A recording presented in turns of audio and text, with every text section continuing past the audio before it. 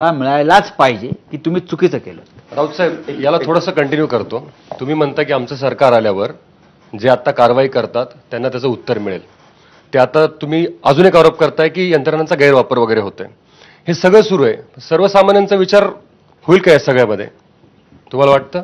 सर्वसामान्य माणूसच आम्हाला निवडून देईल ना.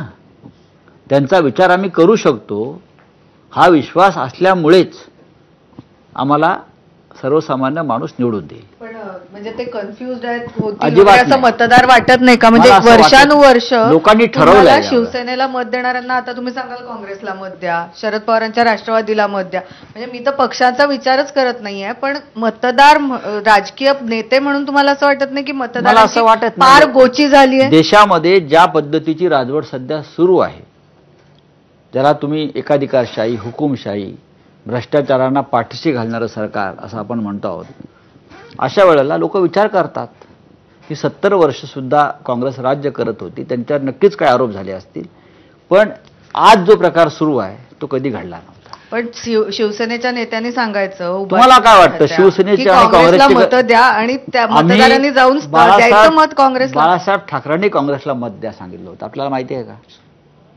आमची काँग्रेसबरोबर युती झालेली आहे. इंदिरा गांधींना आम्ही पाठिंबा दिलेला आहे.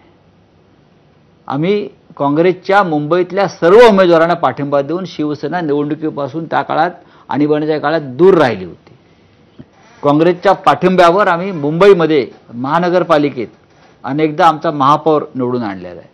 राजकारणामध्ये राष्ट्रहितासाठी असे निर्णय अनेकदा घ्यावे लागतात. तुम्हाला एक शिवसेना नेता म्हणून नव्हे तर एक पत्रकार म्हणून एवढा दीर्घकालीन तुम्ही पत्रकारिता आहात, ते बघून तुम्हाला प्रश्न विचारायचा आहे.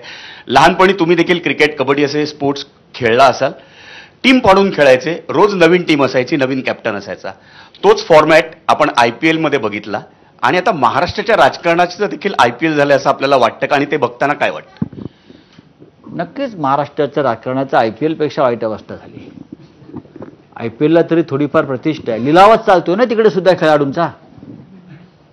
एक गुजरातचा एक खेळाडू मुंबईत आला आणि 17 कोटीला विकला गेला, बरोबर ना? मुंबई इंडियन्ससाठी 17 कोटी त्याची बोली लावली. म्हणजे खोके तिकडे आहेत, खोके इथेही आहेत या IPL मध्ये. राजकारणापेक्षा तुम्हाला एक वैयक्तिक प्रश्न आहे की तुम्हाला तुमचा जो कॉन्फिडन्स आहे तो सगळेजण बोलतात एकदम हाय लेवलचा असतो. तुम्ही नेहमी काही बोलता, म्हणजे कधी तुम्ही बघा, समजा कोणती बैठक झाली त्याच्यानंतर तुम्ही जे सगळे नेते मंडळी बाहेर येतात, सगळे वरिष्ठ नेते असतात, सगळे मोठे नेते असतात, पण सगळ्यात पहिले जाऊन तुम्ही बोलता. म्हणजे कुठे, दिल्लीत असो, मुंबईत असो, कुठेही ज्या बैठका होतात त्याच्यानंतर सर्वप्रथम तुम्ही बोलतात. हा कॉन्फिडन्स नेमका कसा आणि कुठून? म्हणजे प्रश्न तो नाही, कोणीतरी लोकांच्या तोफांना तोंड दिलं पाहिजे ना. पत्रकारांच्या लोक जातात न बोलता. पण तुम्हाला कोणाला म्हणायचं, म्हणजे आता तुमच्यासोबत अशोक चव्हाण होते, ते कधी बैठकीत होते, ते मागच्या मागे निघून गेले? मी असं काय म्हणत नाही ना. तुम्ही माझी वाट बघत असता, मला माहिती, तुम्ही माझी वाट बघत असता. मी गाडीत बसलो तरी राऊत साहेब 1 मिनिट 2 मिनिट, अशा वेळेला मी तुम्हाला टाळून जावं का? नाही. संजयजी, तुम्ही पत्रकार आहात आणि अनेक दिवसापासून तुमची इच्छा आहे देवेंद्र फडणवीसांची मुलाखत घ्यायची.